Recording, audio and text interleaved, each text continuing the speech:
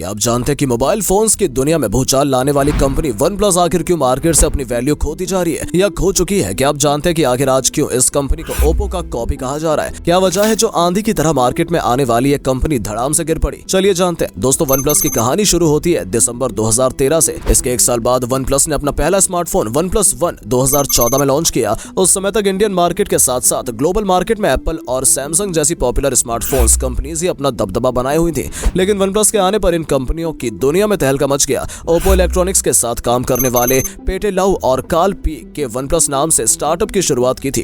Karl P ने दिसंबर 2013 में पहली बार अपना स्लोगन नेवर सेटल अनाउंस किया था। कंपनी के सीईओ कार्ल पाई की शुरुआत नोकिया के साथ 2010 में होती है, जब नोकिया काफी घाटे में चल रही थी। इस कंपनी को छोड़ने के बाद वो अपना लक ओप्पो में आजमाते हैं और मोबाइल इंडस्ट्री के बारे में अच्छी खासी नॉलेज लेने के बाद उन्होंने ये ऑब्जर्व किया कि मार्केट में जो मोबाइल फोन्स राज कर रहे हैं उनमें फीचर्स तो काफी है, लेकिन उनमें डिजाइन की कमी है और यूजर इंटरफेस भी काफी साधारण सा है। यूजर इंटरफेस के मामले में जो इकलौता मोबाइल था वो एप्पल का था, जिसे देखकर उन्होंने ये फर्क निकाला कि एप्पल काफी ज्यादा फीचर्स तो नहीं देता, लेकिन अपने शानदार डिजाइन और यूजर इंटरफेरेंस के चलते आज मोबाइल मार्केट में धाक जमाए हुए हैं। बाजार में इन्हीं कुछ गैप्स के चलते इन्हें मार्केट में बहुत बड़ी अपॉर्चुनिटी दिखाई दी कि अगर वो एक mid range mobile phone market में लॉन्च करें जो कि प्रीमियम सेगमेंट का हो और जिसमें अच्छे एंड्रॉइड फीचर्स के साथ साथ अच्छा डिजाइन और यूजर इंटरफेस भी हो और जिसे ये एप्पल से कम प्राइस में लॉन्च करें तो मार्केट में एक बहुत बड़ा रेवोल्यूशन आ सकता है। अपने इसी आइडिया के चलते उन्होंने वन प्लस की शुरुआत कुल 5 टीम मेंबर्स के साथ कर डाली, जिसमें ओप्पो इलेक्ट्रॉनिक्स में उनके साथ काम करने वाले पेटे लाउ भी शामिल थे।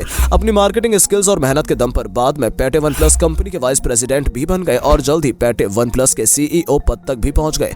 आपको बता दें, वन प्लस ने अपनी शुरुआती प्रीमियम स्मार्टफोन बाजार और उनकी जरूरतों को ध्यान में रखकर की थी। इन्होंने अपना सबसे पहला स्मार्टफोन वन प्लस वन 2014 में लॉन्च किया था, जिसके इन्होंने सिर्फ 1000 पीस बनवाकर मैदान में उतारे थे, क्योंकि इन्हें इस बात का डर था कि अगर उनका मोबाइल फोन मार्केट में पिट गया तो उनको काफी बड़ा लॉस झेलना पड़ सकता है। लेकिन आपको ये जानकर हैरानी होगी कि जब वन प्लस वन लॉन्च होता है तो मार्केट में ये एक अलग ही भूचाल ला देता है और लाखों लोग इस फोन को लेने के दीवाने हो जाते हैं। आपको बता दें, वन प्लस वन के लॉन्च से पहले इसे 21,999 का प्राइस टैग दिया जाता है, लेकिन लोग इस फोन के इतने दीवाने हो गए कि बाद में ये 30 से 40 हजार तक सेल हुआ। एक तरफ लॉन्चिंग से पहले वन प्लस के ओनर सोच रहे थे कि इनके सिर्फ 1000 फोन ही बिकेंगे, दूसरी तरफ उसी साल के आखिर तक इनके 14 लाख वन प्लस यूजर्स बन गए। अब हुआ यह कि कंपनी के टीम मेंबर्स को लगने लगा कि उन्होंने स्मार्टफोन मार्केट को बीट कर दिया है, और आप तो जानते ही हैं ओवर कॉन्फिडेंट कैसे लोगों की वाट लगाता है। बस यही हुआ, लेकिन धीरे धीरे खैर बाद में जब ये अपना दूसरा फोन लॉन्च करते हैं तब ये स्नैपड्रैगन 800 सीरीज प्रोसेसर को अपने फोन के लिए यूज करते हैं, जिसमें कई सारे हीटिंग इशू रहते थे, लेकिन उनके ओवर कॉन्फिडेंस के चलते इनको लगा कि ये अपने सॉफ्टवेयर ऐसे डिजाइन करेंगे कि उनके दम पर इन सभी इश्यूज को ओवरटेक कर देंगे। लेकिन इनका ये सोचना आगे चलकर बिल्कुल ही गलत साबित हुआ। मार्केट में जब ये लॉन्च होता है तो इनकी बड़ी स्क्रीन और फिंगरप्रिंट सेंसर इसकी खूबियों में से देखने को मिलता है, लेकिन इसके लॉन्च के साथ ही इसमें हैंगिंग इश्यूज और हीटिंग के इश्यूज देखने को मिलने लगे। इस फोन को लगभग 20,000 लोगों ने प्री बुक किया था, लेकिन जब ये फोन उनके हाथों में पहुंचा तो इसका इस फोन के साथ कुछ अच्छा एक्सपीरियंस नहीं रहा, क्योंकि इसकी मेजर प्रॉब्लम इसके प्रोसेसर से थी, जिसकी वजह से ओवर हीटिंग की प्रॉब्लम वन प्लस यूजर्स को फेस करनी पड़ रही थी। अब प्रीमियम सेगमेंट पर फोन उतारने के बाद वन प्लस की टीम मेंबर्स को लगने लगा कि वो मिड रेंज सेक्शन में भी अपने फोन को ला सकते हैं। इनका मानना था कि अगर कम कीमत पर अपना फोन लॉन्च करेंगे तो भी ज्यादा ग्रो कर पाएंगे, जिसके चलते वन प्लस ने 3GB रैम और 16GB स्टोरेज के साथ वन प्लस एक्स लॉन्च किया, जो कि लो प्राइस स्मार्टफोन में से एक था, जिसका प्राइस तकरीबन 16,999 था। लेकिन वन प्लस को शायद इस बात का अंदाजा नहीं था कि इंडिया में पहले से इस प्राइस रेंज में कई सारे स्मार्टफोन्स कंपनीज अपना दबदबा बनाए हुई हैं,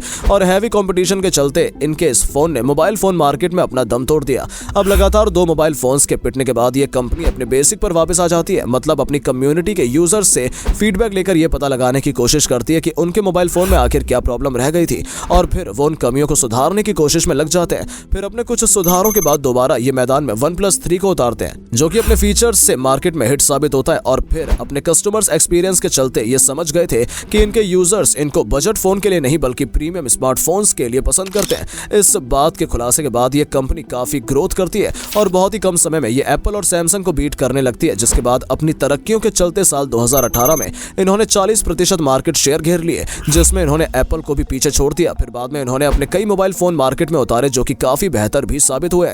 कोविड जब इनके दिमाग के तार दोबारा हिलने लगते हैं और इन्हें लगता है कि ये एक बेहतर अपॉर्चुनिटी है एक बजट फोन उतारने की, जिसके चलते साल 2020 में वन प्लस ने वन प्लस नॉर्ड लॉन्च किया, जिसका मार्केट प्राइस उन्होंने 24,999 रखा, जिसमें इन्होंने अपने आखिरी लॉन्च हुए मोबाइल फोन्स के फीचर्स को थोड़ा मिनिमाइज किया, प्रोसेसर को थोड़ा डिग्रेड किया और डुअल सेल्फी कैमरे के साथ इस मोबाइल फोन्स की दुनिया में लॉन्च किया, जिसके बाद ही अपनी तरक्की की बुलंदियों पर पहुंच गया। आज OnePlus Nord इनके मोस्ट सेलिंग स्मार्टफोन्स में से एक भी माना जाता है, क्योंकि अगर 2020 का OnePlus का टोटल रेवेन्यू देखा जाए तो तकरीबन 40% रेवेन्यू इनको OnePlus Nord से ही प्राप्त हुआ था। OnePlus यहां पर सेल तो जनरेट कर रहा था, लेकिन अब ये एप्पल और सैमसंग को छोड़ ओप्पो और वीवो को कम्पीट करने में लग गए थे, जिस वजह से ब्रांड वैल्यू बुरी तरह से गिर गई। अगर बात करें इंडिया के स्मार्टफोन मार्केट की, तो दोस्तों आज की तारीख में सबसे ज्यादा BBK इलेक्ट्रॉनिक स्मार्टफोन मार्केट में घेरे हुए हैं।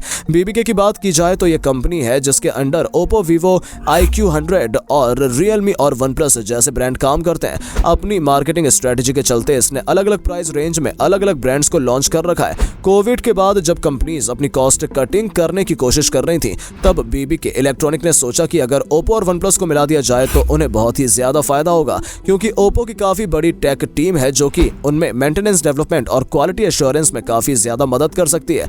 इसमें ओप्पो का यह फायदा देखा जा रहा था कि अगर ओप्पो OnePlus के साथ मर्ज करती है तो ओप्पो की ब्रांडिंग में, मार्केटिंग में और वन लाइन स्ट्रेटेजी बनाने में काफी ज्यादा सपोर्ट मिल पाएगा, जिसकी वजह से ये दोनों कंपनीज एक दूसरे को काफी लाभ दे सकती है। पर इनका ये कदम OnePlus की दुनिया पलटने जा रहा था। जब BBK इलेक्ट्रॉनिक्स ने इन दोनों को मर्ज किया तो इसमें सबसे पहला काम ओप्पो के कलर ऑपरेटिंग सिस्टम को OnePlus के ऑक्सीजन ऑपरेटिंग सिस्टम के साथ मर्ज करने की कोशिश की गई।